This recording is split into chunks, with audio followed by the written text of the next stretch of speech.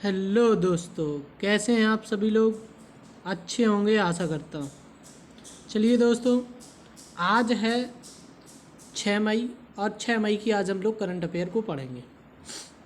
तो चलिए दोस्तों, जो लोग हमारे चैनल पर सबसे पहले जुड़ रहे हैं या पहली बार जुड़ रहे हैं वो लोग चैनल को लाइक करेंगे, शेयर करेंगे और सब्सक्राइब करेंगे।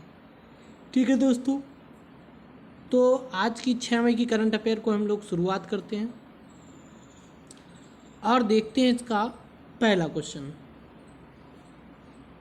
पहला क्वेश्चन है, हाल ही में एच सी एल टेक्नोलॉजी को मतलब पीछे छोड़कर तीसरी सबसे बड़ी आईटी कंपनी कौन सी बन गई है। मतलब एच सी एल एक आपकी कंपनी है जो कि इसको छोड़ कर के तीसरी सबसे बड़ी आईटी कंपनी कौन सी बन गई, ये आपसे क्वेश्चन पूछा गया।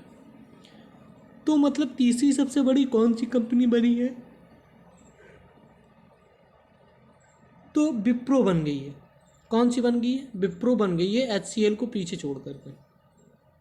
ये महारत्न कंपनियां हैं, ठीक, इसको याद रखनी है आपको। चलिए अगला क्वेश्चन देखें। अगला क्वेश्चन है कि हाल ही में सरकार ने ऑक्सीजन कंसेंट्रेटर की आयात पर आईजीएसटी को 28% से घटाकर कितने प्रतिशत कर दिया है। देखिए,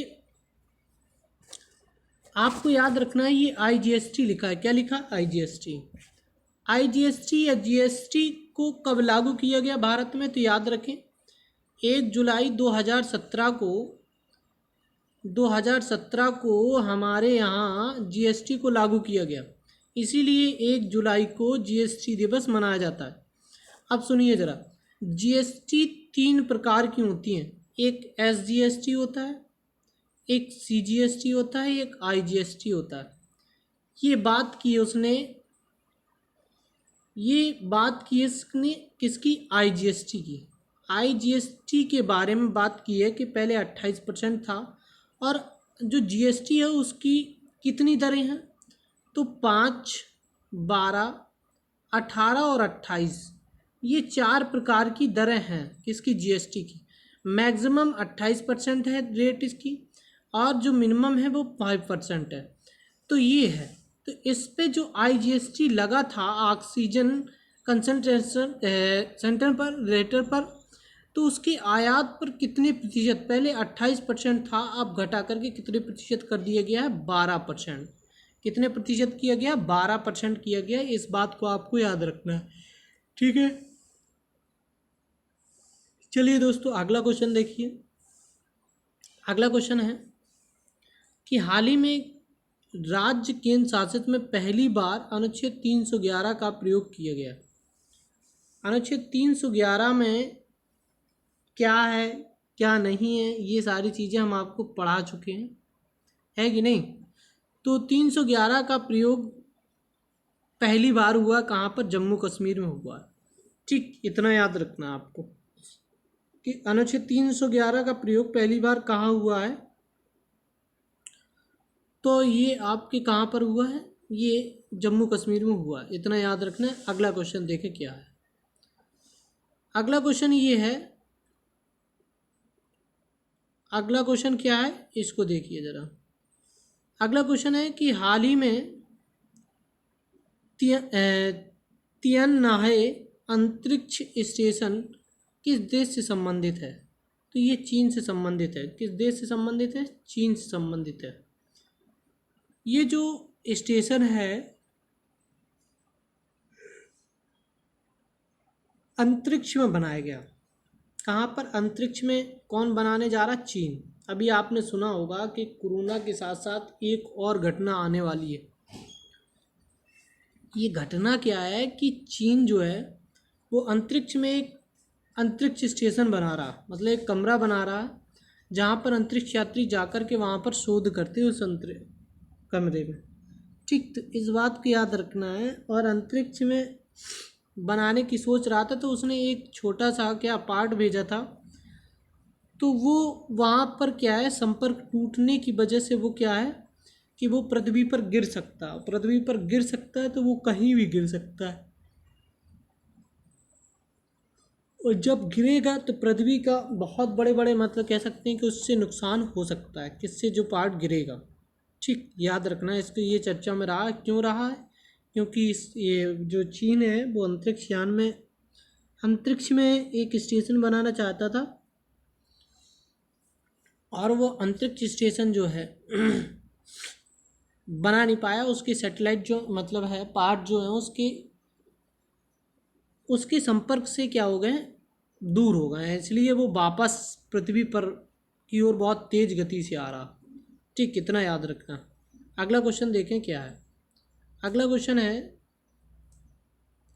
कि हाल ही में तमिलनाडु में, कहाँ पर, तमिलनाडु में जाइलोफिश दीपकी नाम की एक नई प्रजाति की खोज की गई। नाम से किसकी एक नई प्रजाति खोजी गई है? याद रखें, जाइलोफिश दीपकी नाम की एक नई प्रजाति खोजी गई है। ये प्रजाति है किसकी? तो ये याद रखें, तमिलनाडु में खोजी गई है, और ये किसकी प्रजाति है? सांप की प्रजाति है।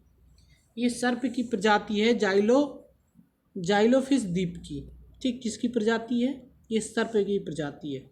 अगला क्वेश्चन याद रखें। अगला क्वेश्चन क्या है इसको देखिए।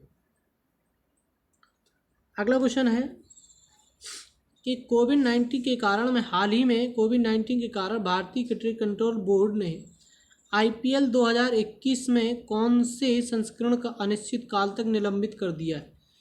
देखिए, याद रखें, IPL की शुरुआत कब से हुई थी? तो 2008 से हुई थी। और इस संस्करण में कौन जीता था? तो राजस्थान जीता था। कौन जीता था? राजस्थान 2008 में पहली बार जीता था। सबसे अधिक बार खिताब किसके नाम है? तो मुंबई के नाम है, जो कि 5 बार ये खिताब जीत चुकी है। इसके बाद दूसरी बार चेन्नई है, जिसके पास 3 बार ये IPL का संस्करण जीत चुकी है। और इस बार भी चेन्नई अच्छे फॉर्म में चल रही थी, लेकिन उस पर ग्रहण लग गया है। कहने का मतलब है कि वो संस्करण निलंबित कर दिया गया है। कब तक किया गया है? ये अनिश्चित काल तक किया गया। और ये संस्करण किस नंबर का था? तो ये 14 नंबर का था संस्करण। किस नंबर का था? 14 नंबर का ये संस्करण था, याद रखें। ठीक, जिसको अनिश्चित काल के लिए क्या किया गया? निलंबित कर दिया गया। कहाँ होगा, कब होगा, इसके बारे में अभी कुछ पता नहीं है। ठीक, तो इतनी बातें याद रखनी है। चलिए अगला क्वेश्चन देखते हैं हम लोग। अगला क्वेश्चन क्या है? अगला क्वेश्चन ये है कि हाल ही में प्रतिवर्ष विश्व अस्थमा दिवस कब मनाया जाता है?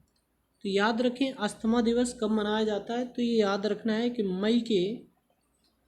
मई के प्रथम माह में मनाया जाता है, मतलब प्रथम सप्ताह में ये आपका विश्व अस्थमा दिवस मनाया जाता है। अस्थमा क्या होता है? तो अस्थमा ये फेफड़े से संबंधित बीमारी है। किससे? फेफड़े से संबंधित बीमारी है। हालांकि इसमें भी श्वसन करने में ही दिक्कत होती है। किसमें? अस्थमा में, जो कि हम लोग देख रहे हैं कोविड-19 में भी श्वसन करने में फेफड़े पर ही इफेक्ट पड़ता है। तो इस बात को भी आपको याद रखना है कि अस्थमा से फेफड़े पर प्रभावित होते हैं। और ये कब मनाया जाता है? मई के प्रथम मंगलवार को मनाया जाता है। मतलब मई जो होगा उसका पहले सप्ताह का जो पहला मंगलवार पड़ेगा उसी में मना लिया जाता है। ठीक है, तो अगला क्वेश्चन देखें। अगला क्वेश्चन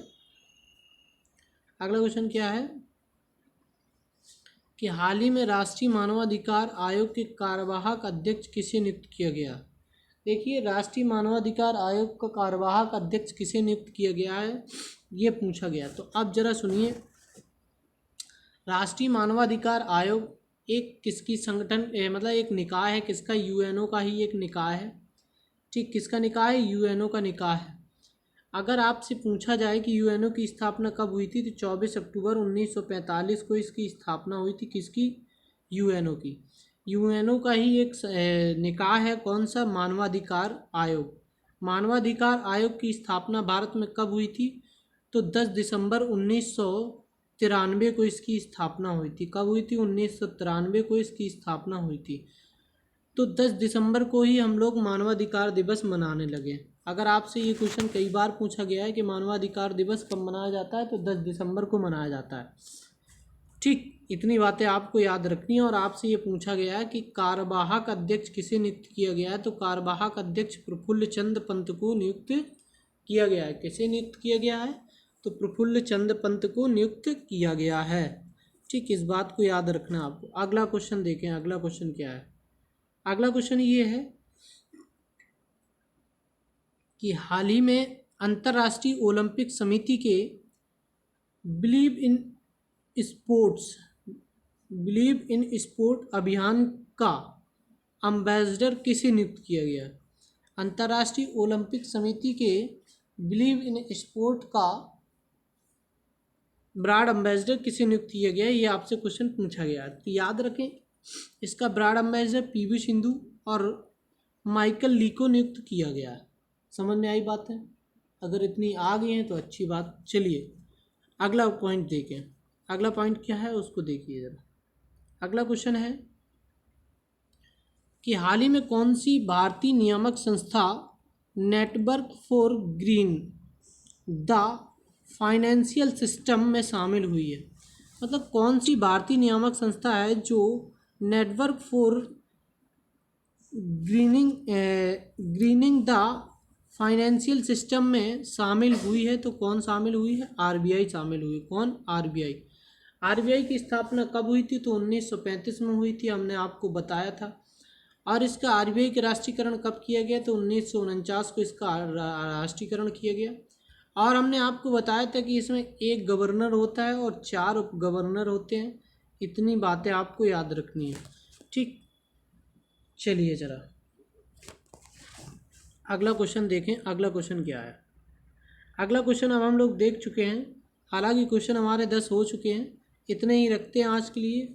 और अगले क्वेश्चन हमारे मतलब नेक्स्ट शेड्यूल पर कल हम लोग 6 तारीख को पढ़ें, मतलब 7 मई को हम लोग पढ़ेंगे।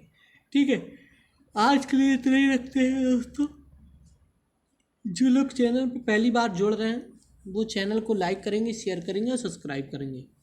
ठीक है, तो आज के लिए हम लोग इतना ही रखते हैं। और आप लोगों को बताना है, कमेंट करके बताना है कि साइकिल दिवस कब मनाया जाता है। ये आपके लिए होमवर्क है। साइकिल दिवस कब मनाया जाता है, साइकिल दिवस कब मनाया जाता है, ये आपके लिए कल के लिए एक होमवर्क है जो आपको लेकर के आना है और बताना है। कमेंट करके आपको बताना है कि सर इसका आंसर क्या होगा। साइकिल दिवस कब मनाया जाता है, ये आपके लिए कल के लिए क्वेश्चन है। ठीक है, तो दोस्तों आज के लिए हम लोग इतना ही रखते हैं।